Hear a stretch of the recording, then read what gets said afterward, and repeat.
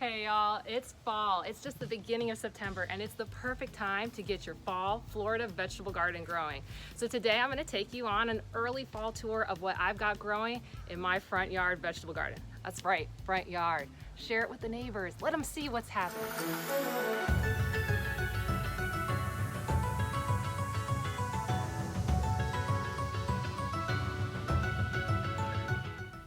It's fall, it's vegetable gardening season, and I am super psyched because we're right at the beginning when you should be getting your seeds and your starters in the ground. And I've been doing, with my husband and my family, a lot of work on the front yard. As you can see, we have been taking out the grass to a whole nother level to get this fall vegetable garden in.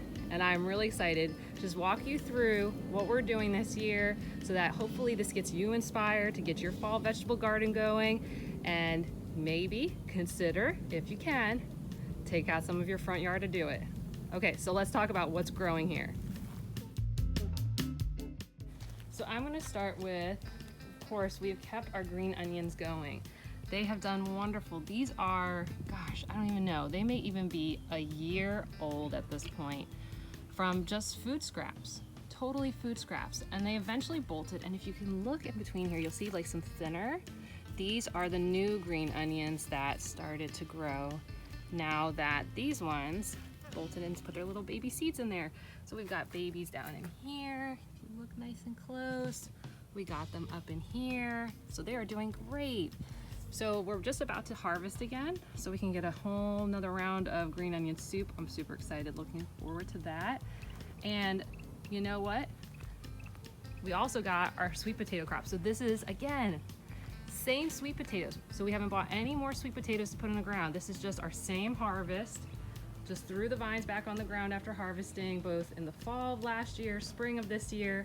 And then we have covered up the grass with a thick layer of mulch because we're letting this expand and go even further. Very exciting. And the reason we were doing that is because we started using the sweet potato greens as a spinach alternative. So we are going through them a lot faster.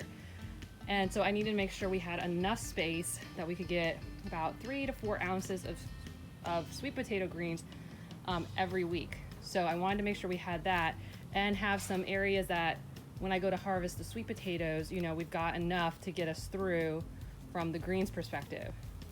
And you can even see, here we go, in the middle of this, I've got even more green onions going. So we're gonna have definitely enough for our usual harvest of 10 ounces. What's going on here? A wasp hanging out. So that is an old sunflower stalk. And that is what's also going to be hidden amidst. So even though we got the sweet potatoes coming out over here, hidden in here are a bunch of sunflower seeds. So I harvested the sunflowers that we grew in the fall, spring, winter. I don't know what time it's here. You can see here's some that are still left above. And we're going to just let those come up through. It was a really fun thing to go and grow. My son loves the sunflowers. Our neighbors love the sunflowers. Everyone was really excited to see them open up. So I'm really looking forward to some more sunflowers. And I saw this recipe online. I think it was from Baker Creek. They talked about eating sunflower heads just like fresh corn. So we want to try that out. So I'm definitely excited to check that out. And now there's a really fun thing happening here with these sweet potatoes. It is definitely the battle of ground covers, because on the backside, which you can't see, come on, turn. What you can't see is there's dune sunflower up against the house. So the dune sunflower is trying to fight through, and you might be going for my native lovers. No, let the dune sunflower live. It will, because here's the thing, in about a month or two, all this sweet potato is getting yanked back. So the dune sunflower will bounce back, it's gonna fill in, and it will help keep out other plants that we don't want here, because basically I want dune sunflower as ground cover and I want sweet potatoes ground cover, and I really don't want anything else, because you can see there's a couple little weeds here and there peeking through. So I'm gonna let the dune sunflower help us out during that time when we're pulling out sweet potatoes.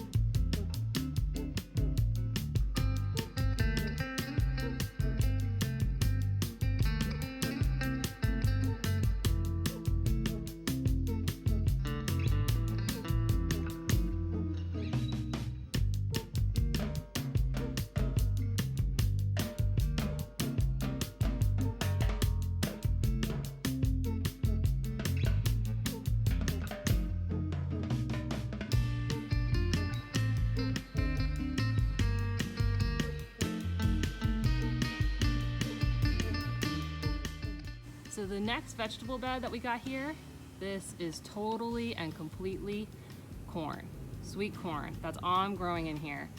This is gonna be, I think, what, 3 feet by 8 feet wide. So this is just a bed of corn. I'm really excited for this because what we wanna do is get a nice big harvest, eat some fresh corn, but then freeze a lot of corn because we use this regularly in things like chilies and our lunches. So fresh corn is gonna be awesome this year. I'm really excited to go do a nice big block of it. Very excited. And look at it, it's looking great.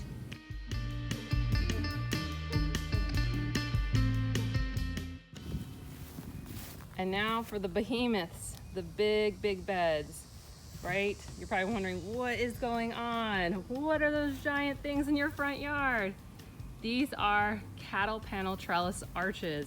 Yes, and I will be doing a video in the upcoming weeks that I'll show you guys exactly how I went and built these from beginning to end. And when I say beginning, I mean even how I went and got them, because you may be a suburban urbanite like me, and getting these here is no easy feat. So I'll take you through the whole thing. So what do I have growing here? So I've got Cherokee Trail of Tears beans.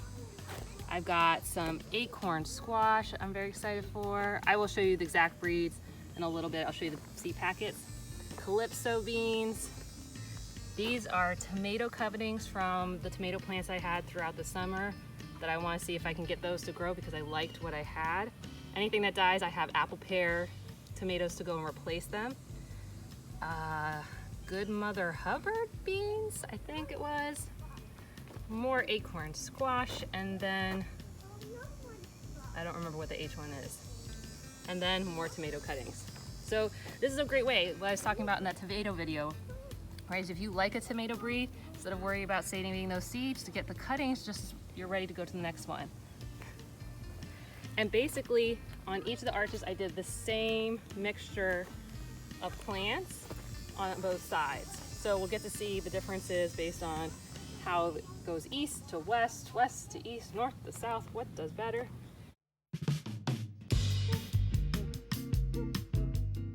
So what is happening in this bed right here? Well, a lot of great things, but they're very small right now, so it's gonna be a lot harder to see them, but let's see if I can point to help myself out. So we've got beets happening here. So there are alternating rows of beets, and then hidden somewhere in here are onions, and then beets, and then again, hidden onions. The onions are starting to grow on this side a little bit, so they're coming there. So those are on either side, and then in the middle, let's see, can you see them? Oops, find my hand, where's my hand? Nope, here I am. There we go. We've got different types of peppers. So we've got apple peppers, we've got jalapeno peppers, green peppers, and then we've got purple tomatillos. And then last but not least, we've got some Black Beauty eggplants, which I just wanted to throw in because it was an impulse buy. And sometimes we do that. Impulse buys are okay.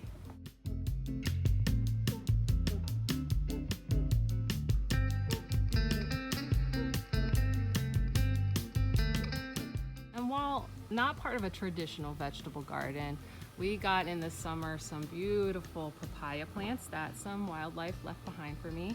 And I'm very excited to try these. And I just think this plant is looking gorgeous overall. So excited for that. To the right of the papaya is of course some more grand name bananas. We have to have a lot of these because, well, we eat a lot of bananas. So having these throughout the yard is very important to reducing our cost and how much we've got to buy from the grocery store.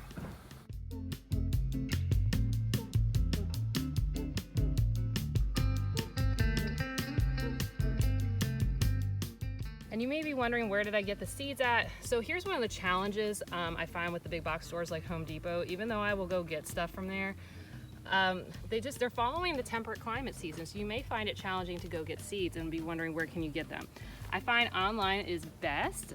Also check out your native nurseries. So Florida Association Native Nurseries, they're more in tune with, you know, what's going on in Florida and the right seasons to do things. So while they specialize in native plants, they often are really good about having vegetable crops at the same time that are the right time of year for Florida. So check those out. I'm a big fan of pun intended.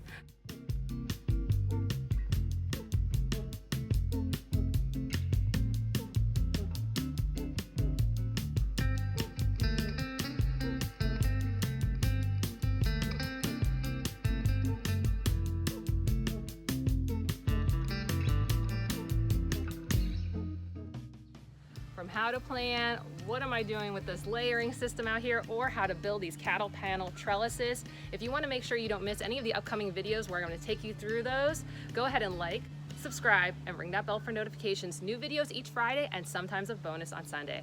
Okay, I'll see you soon. Bye.